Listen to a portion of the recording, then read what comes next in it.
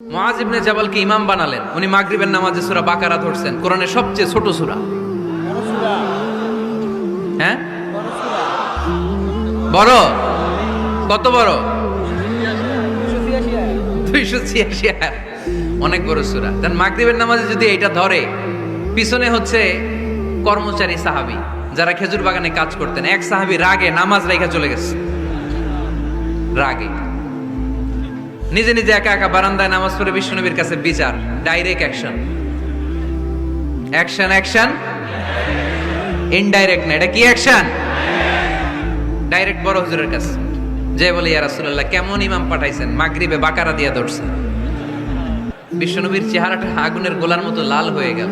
ইমামকে ডেকে পাঠালেন, কারণ লোকজন তো কিছু করতে পারবে না। এটা তো বিশ্বনবীর অ্যাপয়েন্ট করা ইমাম, যিনি অ্যাপয়েন্ট করেছেন তার কথা ছাড়া এখানে সভাপতি আজকে বললো আপনি ইমাম, কালকে বললো আপনি নাই, এরকম ইমাম নাকি? বিশ্বনবী অ্যাপয়েন্ট করেছেন। বিশ্বনবী ডেকে পাঠালেন, তার সাথে কথা বলতে যে বিশ্বনবীর চেহারাটা আগুনের গোলার মতো লাল হয়ে গেল। রেগে মেগে বিশ্বনবী বললেন, আফাত্তানুন আনতা ইয়া মুআজ, মুআজ, তোমার কি ফিতনা বাজানোর জন্য এখানে ইমাম বানায় পাঠাইছিলাম?